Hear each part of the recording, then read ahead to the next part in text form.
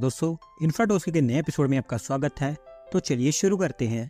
पहली खबर की शुरुआत करते हैं हमारी रेलवे से, जहां पर दोस्तों छत्तीसगढ़ में एक और रेलवे स्टेशन की डेवलपमेंट के ऊपर भी काम स्टार्ट होता हुआ दिखाई देगा, क्योंकि बिलासपुर रेलवे स्टेशन की डेवलपमेंट को लेकर जजरिया निर्माण लिमिटेड कंपनी लोएस्ट बिडर सामने निकल कर आ गई है। दोस्तों, Bilaspur railway station south east central railway zone के अंडर में आता है और ये छत्तीसगढ़ का one of the biggest railway station माना जाता है, क्योंकि डेली यहाँ से 65,000 से ज्यादा लोग ट्रैवल करते हैं। अमृत भारत स्टेशन स्कीम के अंतर्गत इसकी कंप्लीट ओवरहोलिंग की जानी है। 392.24 करोड़ रुपए यहाँ पर खर्च किए जाएंगे, जिसके अंतर्गत एक 6,000 स्क्वायर मीटर के एरिया में एक बड़ा concourse, commercial areas, waiting areas, 31 lifts and 21 escalators, 3 foot over bridges, separate entry and exit gates, solar plants, rain water harvesting, parking lots और कई सारी पैसेंजर अमेनिटीज यहाँ पर बनाई जाएंगी, जो कि यूजुअली आपको बड़े रेलवे स्टेशन जो कि रीडेवलप किए जा रहे हैं वहाँ पर देखने को मिल रही हैं। वैसी फैसिलिटीज यहाँ पर भी बनाई जाएंगी और होपफुली इसी साल के अंदर अंदर इसका कंस्ट्रक्शन भी स्टार्ट हो जाएगा। अगली दोस्तों अपडेट रिसर्च एंड डेवलपमेंट से है, जिसे प्रमोट करने के लिए हमारे सेंट्रल गवर्नमेंट के द्वारा विज्ञान धारा स्कीम को अप्रूव कर दिया गया है और यहाँ पर इसके लिए 10,589 करोड़ रुपीस का फाइनेंशियल आउटले सामने रखा गया है। दोस्तों, R&D के एरिया में अभी हम काफ़ी पीछे हैं अगर हम डेवलप कंट्री से कंपेयर करते हैं, क्योंकि R&D के ऊपर हम इतना पैसा खर्च करते ही नहीं है और ऐसा पहली बार हो रहा है कि स्पेसिफिकली R&D के लिए इतनी बड़ी स्कीम लॉन्च की गई है। अभी ऐसा बताया गया है कि department of science and technology की जो 3 एग्जिस्टिंग स्कीम्स हैं जो कि R&D से ही रिलेटेड हैं, उनको इसी के अंतर्गत मर्ज कर दिया जाएगा और इस स्कीम के भी 3 मेन कंपोनेंट्स होंगे: institutional and human capacity building, R&D and innovation और टेक्नोलॉजी डिप्लॉयमेंट। इन 3 एरियाज पे यहाँ पर फोकस किया जाएगा।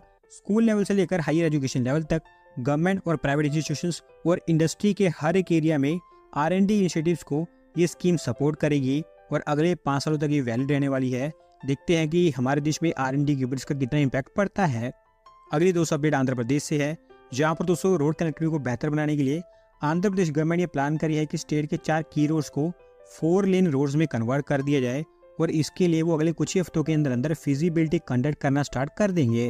दोस्तों, बेसिकली ये रोड्स ट्राइबल एरियाज और कई सारे इंटर स्टेट रूट्स को कनेक्ट करते हैं। अगर मैं आपको थोड़ा सा डिटेल में बताऊं तो पहला रोड विजिंगराम से पलासा तक होगा 160 किलोमीटर का, दूसरा रोड रामभद्रपुरम से चिलागापलेम तक 60 किलोमीटर का, तीसरा रोड नीलामारला जंक्शन से हरानास्थालम तक, जबकि फोर्थ रोड रामभद्रपुरम से रायगढ़ के बीच में होगा। अभी चारों रोड्स 2 लेन के रोड्स हैं, जिन सबको 4 लेन के रोड में कन्वर्ट कर दिया जाएगा और अभी अगर ये फिजिबल पाए जाते हैं तो आंध्र प्रदेश की सरकार इनका प्रपोजल हमारी ministry of road transport and highways के पास भेजेगी, जो अगर अप्रूव कर देते हैं तो फिर इसके ऊपर आगे काम होगा।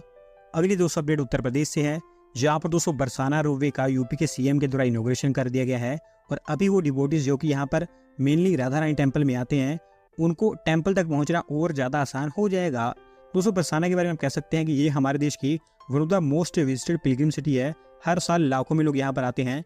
राधा रानी मंदिर यहाँ पर मेन अट्रैक्शन है, जो कि 250 मीटर ऊंचे भानुगढ़ हिल्स के ऊपर लोकेटेड है। 200 के आसपास सीढ़ियाँ चढ़नी पड़ती है मंदिर तक जाने के लिए, लेकिन अब इस रोपवे के चलते ये काम और आसान बन जाएगा।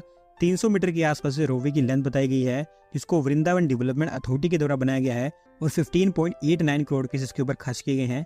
और क्योंकि ये काफी एक छोटा रोपवे है तो सिर्फ 2 ही टावर्स यहाँ पर बनाए गए हैं। 12 के आसपास गंडोला कार्स यहाँ पर प्रोक्योर की गई हैं ऑपरेट करने के लिए और एक सिंगल टाइम में 3 कार्स यहाँ पर ऑपरेट होंगी, जिनमें हर एक की कैपेसिटी 6 पर्सन्स की होगी और जस्ट 3 मिनट के अंदर अंदर ऊपर से नीचे तक जाया जा सकेगा।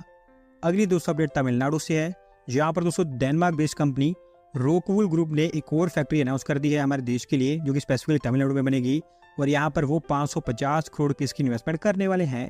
दोस्तों, रोकवूल ग्रुप अभी एक फैक्ट्री हमारे देश में ऑपरेट करता है, जो कि गुजरात के दहेज में है। 40,000 टन की उसकी कैपेसिटी है, लेकिन ये दूसरी फैसिलिटी उसके कंपैरिजन में बड़ी होगी, क्योंकि 50,000 टन की इसकी कैपेसिटी होगी। तमिलनाडु के चियार में इसको बनाया जाएगा, जहाँ पर भी कंस्ट्रक्शन को लेकर सिविल वर्क स्टार्ट हो चुके हैं। इस फैक्ट्री से वो मेनली साउथ एशियन मार्केट को कैटर करेंगे, जिसमें हमारे देश के सदर्न मार्केट को भी कैटर करेंगे, जबकि दहेज वाली फैसिलिटी को वो रिमेनिंग इंडियन मार्केट की डिमांड को कैटर करने के लिए इस्तेमाल करेंगे। 2026 के पहले हाफ के अंदर अंदर इनकी ये फैक्ट्री तैयार हो जाएगी, जिसके चलते 150 के आसपास लोगों को एम्प्लॉयमेंट अपॉर्चुनिटीज भी यहाँ पर मिल पाएंगी। अगली दोस्तों अपडेट PLI स्कीम से है, जहाँ पर दोस्तों ऑटोमोटिव PLI स्कीम के अंतर्गत हमारी सेंट्रल गवर्नमेंट के द्वारा 50 कंपनीज को डोमेस्टिक EV प्रोडक्शन के लिए अप्रूवल दे दी गई है और इसके लिए आप कह सकते हैं कि एक और सेक्टर में आपको बड़े स्केल पर इन्वेस्टमेंट आती हुई दिखाई देंगी। दोस्तों, बेसिकली ये स्कीम 2021 में लॉन्च की गई थी, जिसके लिए फाइनेंशियल आउटले 25,938 करोड़ रुपीस का रखा गया था और इसका मेन टारगेट यही था कि देश में डोमेस्टिक प्रोडक्शन को बढ़ाकर लोकलाइजेशन और वैल्यू एडिशन को ऑलमोस्ट 50% से ऊपर ले जाया जाए।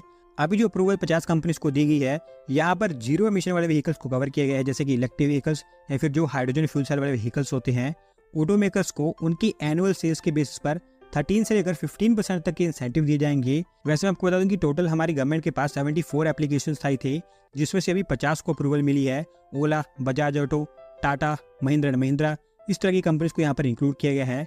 रिमेनिंग जो 24 एप्लीकेशन हैं उनको अभी रिव्यू किया जा रहा है, मोस्ट प्रोबेबली उनको भी जल्दी अप्रूवल मिल जाएगी।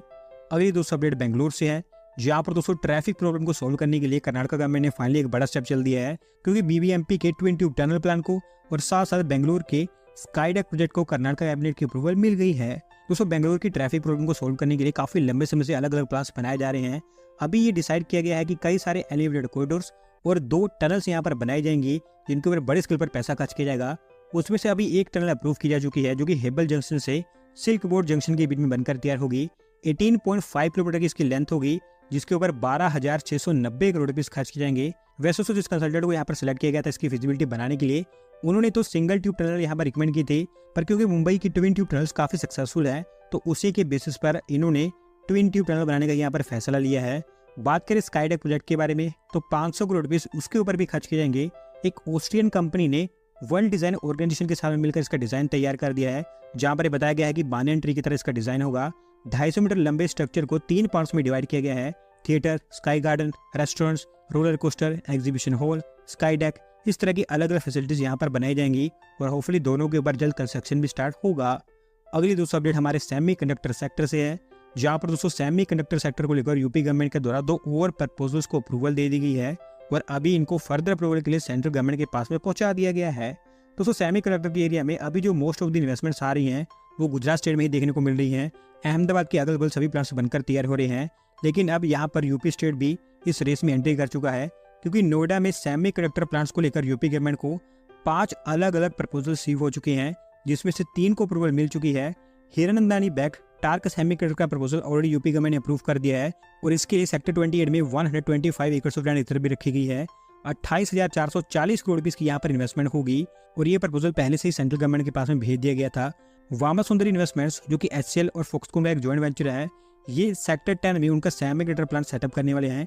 13,600 करोड़ रुपए की इन्वेस्टमेंट यहाँ पर की जाएगी, जबकि कीनेस सेमीकॉन के द्वारा भी सेक्टर 10 में ही उनका प्लांट सेटअप किया जाना है। 4,248 करोड़ रुपए की इन्वेस्टमेंट इनके द्वारा भी की जाएगी और इन दोनों कंपनीज के लिए भी 50-50 एकड़ ऑफ लैंड रिजर्व रखी गई है और यही 2 प्रपोजल्स हैं जिनको अभी अप्रूवल दी गई है और सेंट्रल गवर्नमेंट के पास में सबमिट किया गया है। अगर ये तीनों के तीनों अप्रूव कर दिए जाते हैं तो यूपी में टोटल 50,000 करोड़ से ऊपर की इन्वेस्टमेंट और 40,000 जॉब्स इसके थ्रू जनरेट होती दिखाई देंगी और इवेंचुअली अहमदाबाद के बाद नोएडा हमारे देश का second biggest semiconductor manufacturing hub बन जाएगा। आज की दोस्तों लास्ट अपडेट हमारी रेलवे से खत्म हो रही है, जहां पर दोस्तों कालका शिमला रेल रूट पर टूरिज्म को और बढ़ाने के लिए हमारी रेलवे ने अनाउंस किया है कि इस रूट पर एक पूरी विस्टाडोम ट्रेन को भी ऑपरेट किया जाएगा और इसको लेकर अभी टेस्टिंग का काम स्टार्ट हो चुका है। दोस्तों कालका शिमला रेल लाइन आप जानती हैं कि टूरिज्म के लिए काफी फेमस है, बहुत पहले से ही 2-3 साल पहले यहाँ पर ट्रायल पर्पज के लिए एक विस्टाडोम कोच को पूरी ट्रेन में जोड़कर उसकी टेस्टिंग की गई थी, जो कि काफी ज्यादा फेमस हो गया था। तो उसी की सक्सेस के बेसिस पर हमारी रेलवे ने प्लान किया है कि अब पूरी की पूरी एक विस्टाडोम ट्रेन को यहाँ पर ऑपरेट किया जाएगा, जिसकी टेस्टिंग अभी कंप्लीट हो चुकी है। 7 कोच वाली ये ट्रेन होगी, जिसमें हर कोच टूरिस्ट को सीनिक ब्यूटी ऑफर करेगा और होपफुली अगले कुछ ही हफ्तों के अंदर अंदर ये आपको स्टार्ट होती हुई दिखाई देगी। दोस्तों आज की वीडियो में बस इतना ही। अगर आप अपनी तरफ के अपडेट सबमिट करना चाहते हैं तो डिस्क्रिप्शन में दिए लिंक पर क्लिक करके सबमिट कर सकते हैं और अगर आज की वीडियो पसंद आई हो तो वीडियो को लाइक करें, चैनल को सब्सक्राइब करें। धन्यवाद वीडियो को देखने के लिए।